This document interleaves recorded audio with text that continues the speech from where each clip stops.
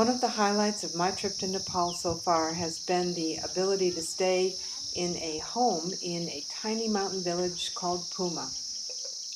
This small community is inhabited by the Gurung clan, and I was able to stay with Amma Gurung. Amma means mother in Nepali, and she's 70 or so years old, more than that, they think, but everybody just calls her Amma.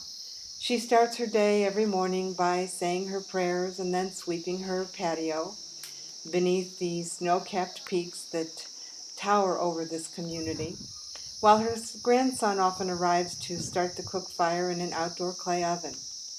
Neighbors bring in forage for the buffalo, which provides milk each day. Others gather and chat on the front porch or enjoy a cup of tea.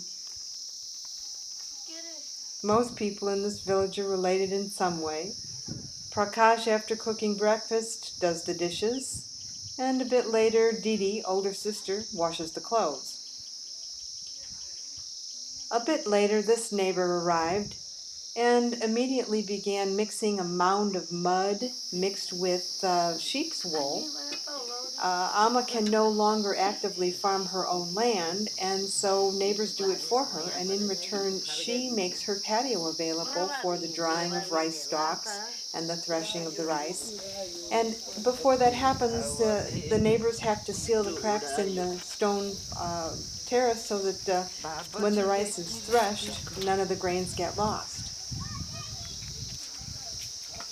Amma adds a little moisture to the mix, and the woman's husband arrives with a strange-looking implement which he uses to more thoroughly mix the mud. And when it's the consistency of a clay, a spreadable mass, she crouches down and painstakingly spreads this mixture over every crack on the patio.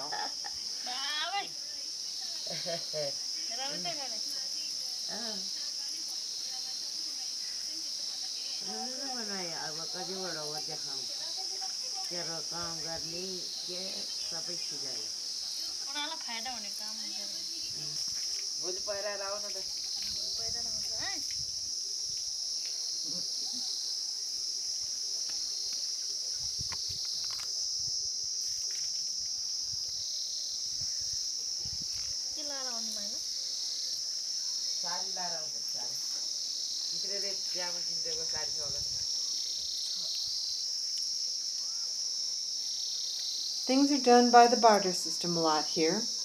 Neighbors help one another with everything. Amma lends out her wooden oxen yoke and till for the farming. Others bring goats by. Eggs are from the chickens or sold. This particular neighbor who helped was paid with a pan of rice and some rock salt, which she promptly wrapped up in her long scarf and twisted it around her waist.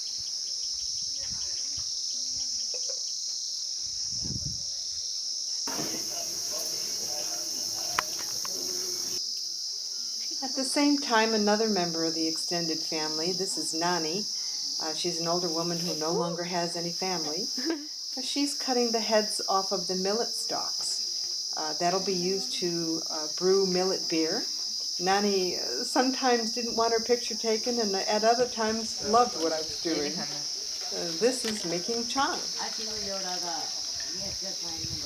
So this is for rice beer, yes? Yeah. And It is called Chang. Sang? Chang. Tang? Oh, Yeah, yeah. it is from China, Tibet. Uh-huh. Actually, this word is Tibetan word. I've heard of Chang. Yeah. And do you use this for festivals or just every day? We're using in the festival also. Then always people using for the energy. For energy? Then people using for the like water when they are the thirsty, then they drink. Then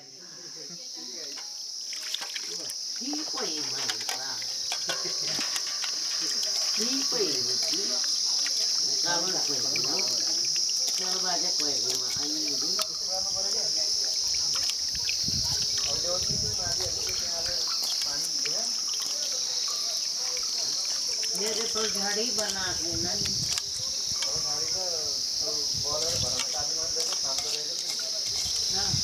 Yes, it's the ready for drink now.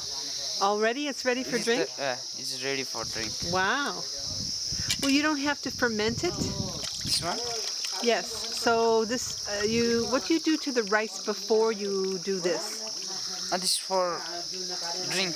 Yes, but do you have to pound the rice? This one? Yes. Yes, yeah. Ah. Then we put some yeast. Yeast? We put.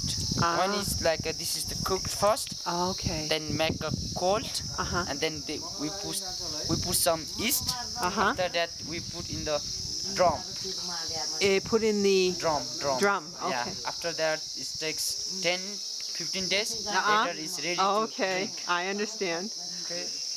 It didn't take long for the men to gather and start slurping down the chang as soon as it was completed.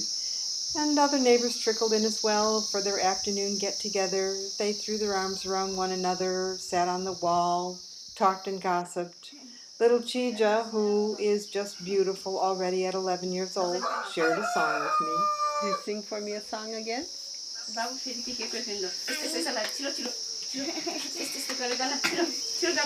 आज हामी साना छौँ भोलि ठुलो हुन्छ पढी लेखी जाने भयो देशको विकास